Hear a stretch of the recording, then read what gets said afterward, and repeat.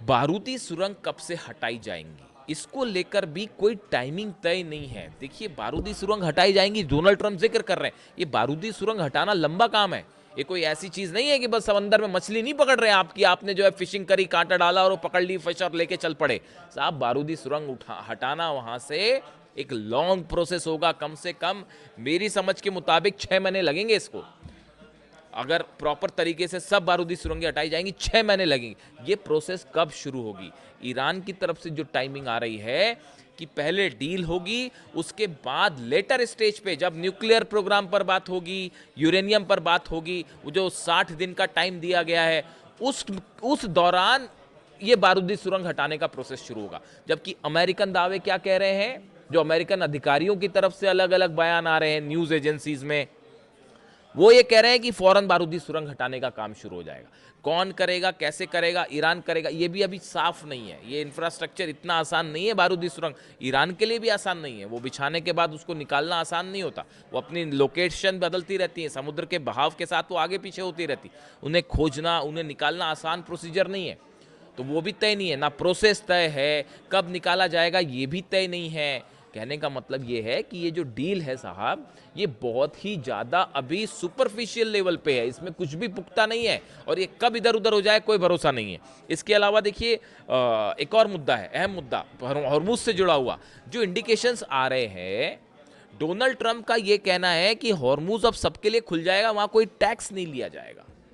जबकि ईरान की तरफ से जो वर्जन सामने आ रहे हैं, उसमें यह कहा जा रहा है कि एक सर्विस टैक्स ईरान वहां से वसूल करेगा। ये ऐसे तमाम मुद्दे हैं, 5 बड़े मुद्दे जो सबसे अहम मुद्दे हैं, उनको लेकर ही साफ साफ क्लैरिटी इस डील में नहीं है।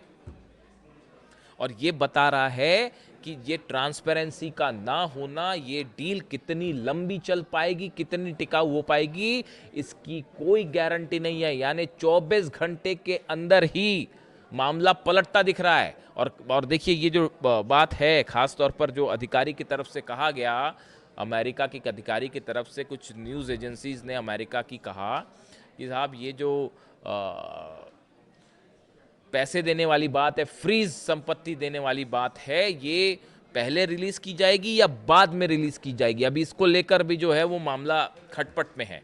यानी ये तो बड़ी बेसिक बातें थी जिसमें क्लैरिटी होनी चाहिए। फिर चर्चा किस बात की, फिर डील किस बात की, फिर एमओयू किस बात का, जिसमें अंडरस्टैंडिंग ही नहीं है, फिर वो काय का एमओयू, उसको फिर मेमोरेंडम ऑफ मिसअंडरस्टैंडिंग कहना चाहिए अंडरस्टैंडिंग की जगह। तो देखिए, ये बड़ी बेसिक बातें हैं। इसको मैं कल माइन्यूटली फॉलो कर रहा था कि कौन क्या बयान देता है। ये सबके सब बयानों में अंतर्द्वंद है, अलग अलग बयान है। ये इसलिए ये बता रहा है कि मामला कोई ज़्यादा मजबूत मामला नहीं है। अब दूसरी तरफ आप इजराइल की हालत देखिए।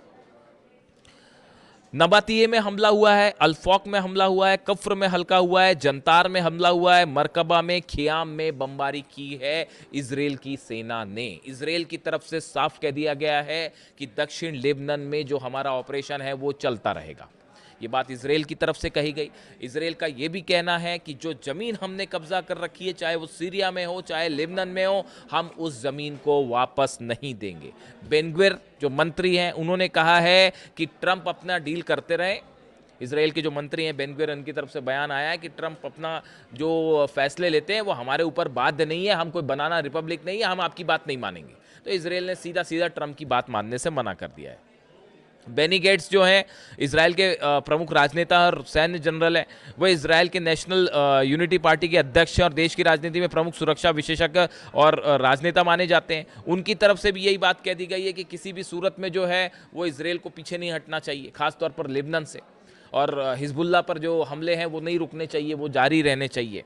यानी हालात ये है कि सबसे अहम मुद्दा है लेबनान का, कि लेबनान पर हमले रुकने चाहिए। ये इस मेमोरेंडम ऑफ अंडरस्टैंडिंग एमओयू का हिस्सा है, ये इस डील का हिस्सा है। और ये ईरान की तरफ से बेसिक शर्त है कि आपको लेबनान पर हमले रोकने पड़ेंगे। लेकिन ईरान के इन तमाम बातों के बावजूद, अमेरिका के साथ इन समझौते के बावजूद, इजराइल जो है वो अभी इसको मानने को तैयार नहीं है। और आप खुद सोचिए, जिस दिन चाहे नेतन्याहू बेरूत पर हमला कर दें और वो एमओयू खत्म, तो क्या ट्रंप इजराइल को राजी करवा पाएंगे?